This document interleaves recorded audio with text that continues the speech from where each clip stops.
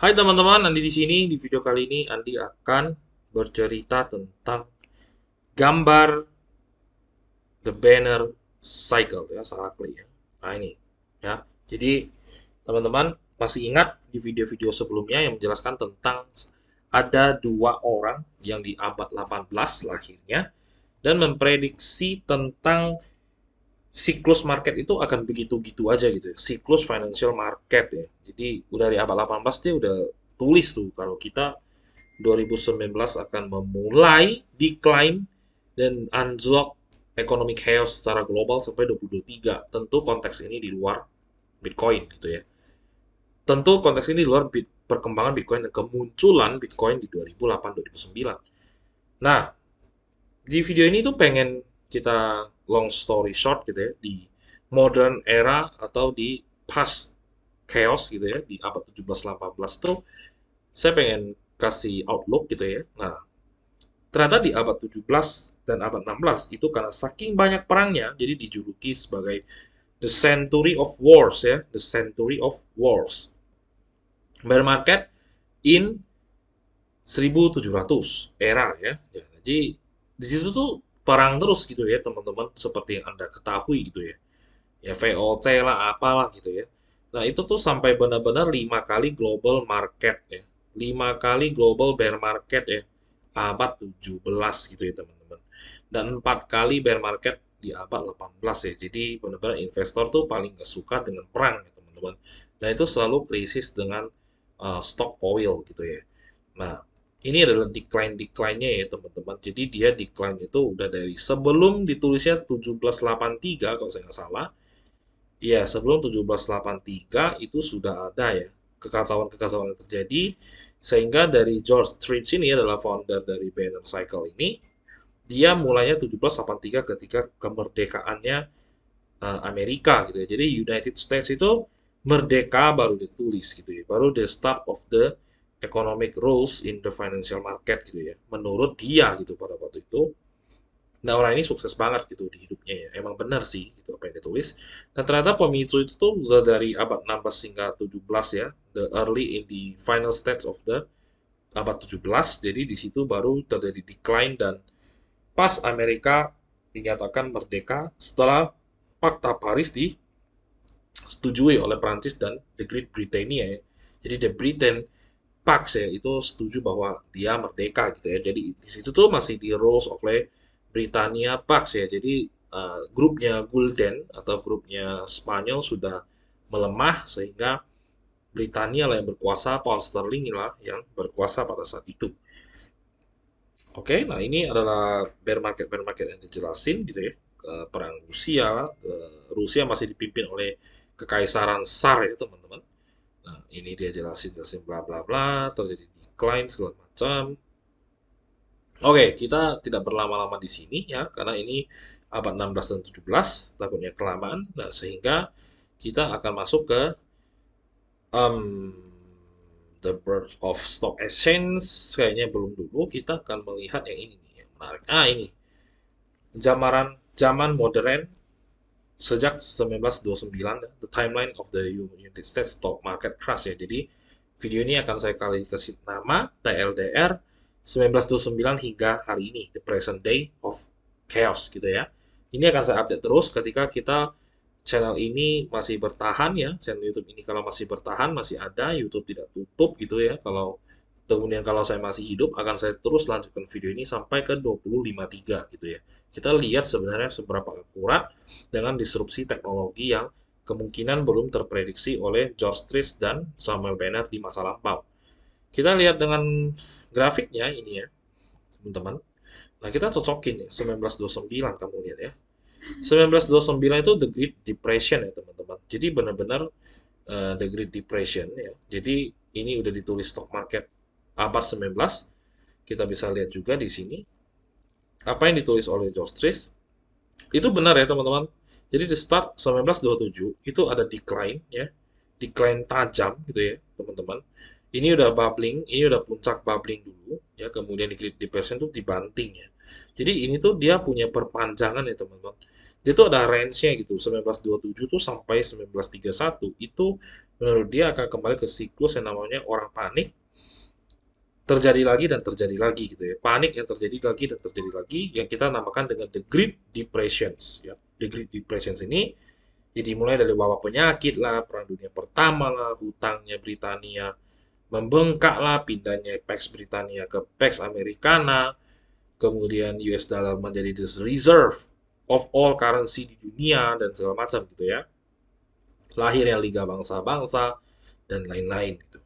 Nah, dari situ tuh memicu akhirnya market collapse yang lagi-lagi tepat ya teman-teman, ini tepat ya, tepat ya tulisannya ya. Ini oke banget. Kita kasih jempol gitu. Nah, kemudian kita move, dia bilang big crash lagi di 1945 hingga 1951. Itu saya super duper setuju gitu ya, karena itu adalah pasca Perang Dunia Kedua, puncak-puncaknya gitu ya. Itu terjadi ke decline ya, market decline teman-teman bisa lihat ya. Ini berapa pips, berapa poin. Ya ini belum ada datanya gitu ya, saya belum dapat juga. Sebenarnya bisa kita intip di trading view ya, cuman nggak usah terlalu detail lah ya. Yang penting di sini ada decline gitu. Nah, ini benar-benar extend sampai 1951 ya, teman-teman. Ini benar-benar akurat banget. Itu karena Perang Dunia Kedua. Nah, kemudian yang 1965 kita lihat ya, 65 sampai 69 ya, itu adalah Perang Vietnam ya, teman-teman.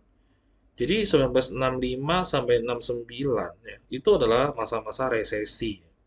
Masa-masa resesi yang setelah resesi biasanya terjadi depreciation. Depreciation itu ketika adanya stagflation dan oil shocks itu karena kalau saya tidak salah ingat ketika waktu itu si Amerika campur tangan ke Timur Tengah yang masalah Israel, Palestina, Jordania dan segala macam sehingga terjadi OPEC. OPEC itu adalah satu eh, satu satu lembaga yang mengontrol oil di dunia oleh negara Arab. Mereka stop ke Amerika ya, stop ekspor ke Amerika gitu sehingga terjadi oil shocks dan krisis dan collapse ke bawah lagi ya stock market ya teman-teman. Dan itu pasca Vietnam War antara Vietnam Utara dan Selatan sehingga Amerika kalah dan pulang lagi ke Amerika gitu. Jadi Amerika lawan Vietnam aja kalah gitu ya teman-teman. Kalau di film Rambo sih Vietnam yang kalah gitu ya. Nah, kalau di kenyataan Vietnam yang menang. Nah, itu terjadi lagi. Kemudian kita lihat 1981 teman-teman sampai 1985. Itu terjadi decline besar juga. Itu apa sih gitu kan? 81 sampai 85 adalah area si Joe Rogan ya suka perang. Seingat saya pernah dengar si Joe Rogan ini suka perang juga. Ini adalah masa-masa perang ada Iran ya, Iran apa Irak itulah pemicunya. Dan Black Monday terjadi di sini ya teman-teman. Nah jadi Black Monday ini juga membuat si Warren Buffett nyangkut ya. Jadi seorang legendarisnya Warren Buffett itu nyangkut ya teman-teman. Jadi dia nyangkut sampai tahun bubble stock yaitu bubbling ya, baru dia bisa exit gitu. Tapi dia nyangkut itu tetap averaging down ya teman-teman. Karena dia over PD, karena menurut dia nggak segitu, market akan cepat recover karena Amerika lagi masuk fase-fase the rise ya waktu itu ya. Menurut dia ya, karena ini teorinya kan ada ya teori Ray Dalio juga ada di sini juga. The rise, top, and the decline gitu ya. Nah, itu tepat ya teman-teman, lagi-lagi udah 4 kali ya, tepat ya. Yang kelima, 1999 itu sampai 2005 itu sepertinya sudah tidak perlu ditanya gitu ya. Itu sudah pasti yang namanya terjadi krisis ya teman-teman. Karena kita setelah bubble.com rontok gitu ya di Asia juga di Indonesia yang kita nggak akan lupa ya ada tahun 98 ya yang benar-benar krisis ya. Dan kita dilanda krisis dan kacau balau gitu ya teman-teman. Dan Thailand gagal menjadi negara maju segala macam lah gitu kan. Nah, sehingga udah 5 kali dia benar.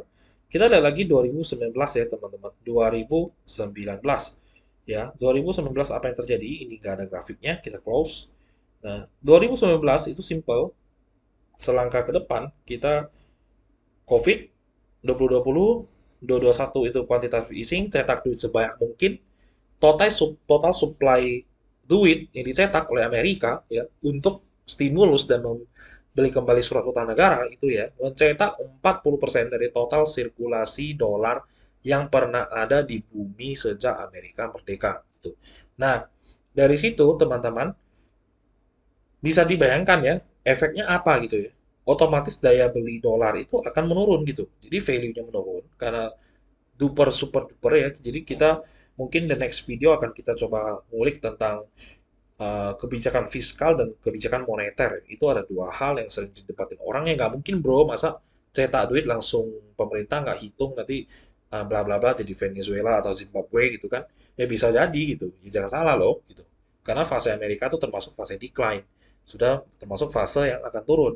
Karena setelah itu 2022 kita lihat ya semua bahan besi naik, oil naik, ada perang yang mengakibatkan gas dan oil kita mulai krisis lagi, kemudian Ukraina dan Rusia juga salah satu supply supply rantai makanan terbesar di dunia untuk tepung yang menciptakan kue gitu ya. Jadi kalau kue-kue kita makan enak-enak, tepung segala macam tuh salah satu eksportir waste paling besar ya Rusia gitu ya.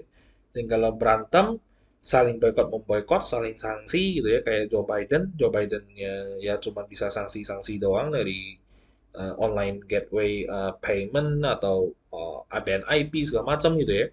Nah, cuman bisa melakukan hal itu sehingga efeknya domino, domino, domino sehingga di Indonesia ini terasa banget kita punya Pertamina mengalami kenaikan ya semua bensin kita Pertamax, Pertalite akan naik, gas 3 kilo juga akan naik, kemudian ada minyak goreng juga naik, semua bahan baku naik, besi naik, mobil naik, pajak ditambahin jadi 11%, kemudian ditambahin 1% sehingga menjadi 11%, kemudian dan lain-lain gitu ya teman-teman. Jadi kita tuh sebenarnya rupiah terhadap dolar tuh baru mau menguat ya, tapi daya beli kita kalah lagi gitu karena ekonomi global yang collapse akhirnya ya akhirnya hanya jadi angka gitu 14.300 yang seperti menguat 200 perak itu adalah bukan menjadi sebuah arti lagi gitu loh. Menguatnya 2% tapi inflasi dan barang itu to the moon itu harganya 30 sampai 100% gitu loh. Itu kan ya buy power kita nggak ada lagi teman-teman gitu loh selain inflasi dan by power kita harus ingat juga investasi ada hukum namanya waktu gitu. Jadi kita semua tuh benar-benar kegarus gitu loh. Nggak ada lagi yang namanya ada alternatif lain gitu. Gak lagi-lagi there is no alternatif gitu. Dari 1927 hingga 2019 saya berani bilang untuk yang panik ini kenapa saya nyarinya panik? Karena setelah panik opportunity buy itu ada di bawah gitu yang terbaik, yang terbaik, yang terbaik gitu ya. Kita harus tahu panik itu kapan. Jadi jangan salah masuk. Jangan pas panik kamu masuk, ketarik ke bawah, kamu nggak ada cash untuk membeli barang murah di stock market, kripto maupun di komoditas lainnya, emas lah, properti lah, tanah lah, farm lah, dan lain-lain gitu. Nah itu ya teman-teman, ini 1927 hingga 2019 itu tepat semua ya. Jadi ini dahsyat sekali. Makanya video ini akan terus kita lanjut dan next kita akan bahas 2035 ya teman-teman, di mana saya sudah berusia ya, dan saya udah masuk ke usia 43, 44 ya teman-teman di zaman itu ya. Dan saya akan bahas juga di 2053, dan saya akhirnya berusia 61 tahun ya teman-teman, sudah mulai jadi engkong-engkong ya, yang mana hidup cuma sisa 20 sampai 30 tahun lagi ya mati gitu ya teman-teman. Nah, jadi nanti sebenarnya sampling ini tuh butuh dilanjutkan maraton ini atau estafet ini sampai ke abad sampai ke tahun 2300 atau 2225 gitu ya teman-teman. Karena butuh sampling 500 tahun dan ini baru 250 tahun gitu ya. Yang kita bisa lihat. Dan saya bersyukurnya hidup di yang 200 sampai 250 tahun untuk bisa melihat revolusi yang begitu dahsyat dari industrial langsung ke teknologi yang benar-benar gapnya jauh sekali gitu ya. Perkembangan teknologi, stock market, growth-nya dan ekonomi kita lari kenceng banget gitu ya. Nah ini ya teman-teman, jadi TLDR kita 1927 hingga 2019. Saya masih ada hutang dengan kalian di 1803 hingga tahun 1911 gitu ya. Kita pengen bahas, aku pengen banget bahas ini menurut saya ini hebat banget ya. Si George Trice dan Samuel Banner. Ini adalah orang-orang yang benar-benar infamous tapi kok jitu sekali ya teman-teman gitu ya. Nah teman-teman kalau misalkan ada pertanyaan atau mau diskusi bisa klik komen di bawah kita diskusi bareng gitu ya. Nah, ini juga ada stock market timeline kita bahas di lain waktu yang abad 14 hingga abad 18. Oke, teman-teman, terima kasih sudah menonton. Sampai jumpa di video berikutnya. Bye bye.